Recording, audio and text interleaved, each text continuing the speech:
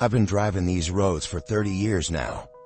30 years of watching the sun bleed across the Mojave's endless expanse, painting the yucca trees in shades of amber and gold. But it wasn't until '94 that I learned what really haunts these highways after dark. Name's Curtis Wheeler. I run supplies between Vegas and Death Valley, mostly medical equipment and construction materials. Night routes pay better, and I've always preferred the solitude of darkness anyway, or at least I used to. The first disappearance barely made the local papers. Just another hitchhiker gone missing. Happens all the time out here in the desert. Heat stroke, dehydration, wrong turn at the wrong time. The Mojave's been swallowing souls long before any of us came along. But then the second one vanished, and the third. Always at night. Always along the same stretch of Highway 95. Just past the old Mercury turnoff. Police found their belongings scattered across the asphalt like chicken feed.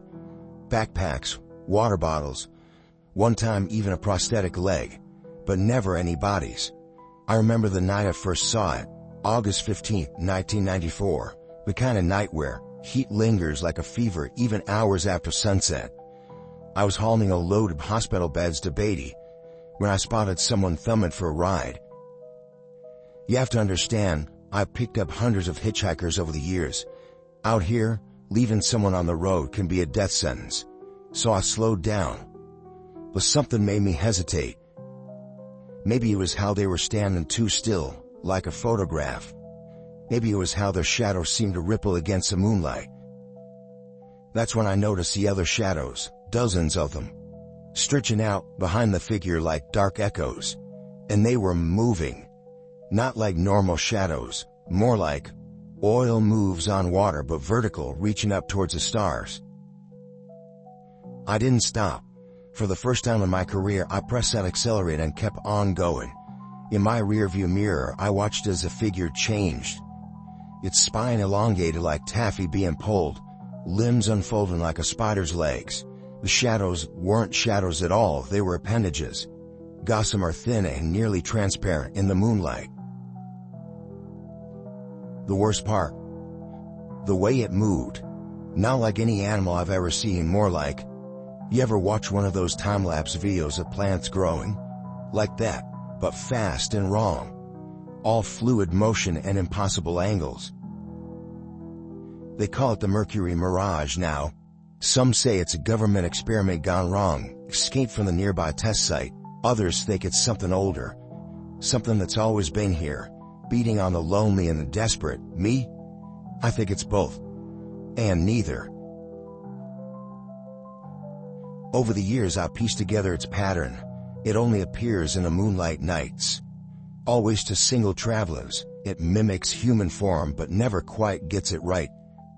Like something learning our shape through trial and error. It's patient, so patient. The thing about the Mojave is that it's vast enough to hide anything. Those missing hitchhikers? The official count is 17, but ask any long-haul driver who worked these routes, and they'll tell you that number's way too low. We've all seen the signs posted at rest stops, faded pictures of smiling faces under bold letters reading missing. I keep a file. Newspaper clippings, police reports, anything I can find about disappearances along Highway 95.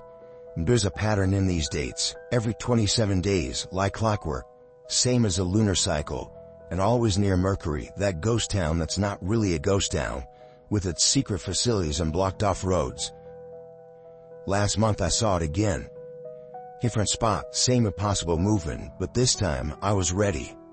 I had a dash cam installed, military grade of course, cost me 2 months' salary. But it showed nothing. Just empty road and moonlight, but I know what I saw. The thing about the Mercury Mirage is it's evolving, learning. Those early disappearances, messy, scattered belongings, signs of struggle, but the recent ones, clean, clinical, like people just stepped out of existence. I've started noticing other things too. The way dogs go quiet when the moon is full over Mercury. The strange radio interference, like whispered conversations in reverse, The way certain stretches of road seem longer at night than during the day. I'm retiring next month. 30 years is enough.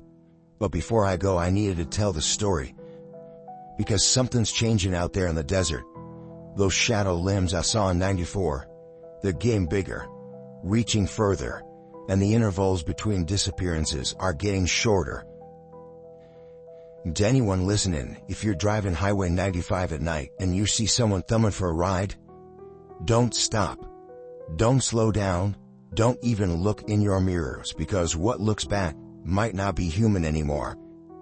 And the Mercury Mirage, it's not just hunting hitchhikers these days. This is Curtis Wheeler signing off for the last time. If you're hearing this, I made it to retirement. If not, well, check the road near Mercury. Just don't do it at night, and whenever you do, don't pick up any hitchhikers.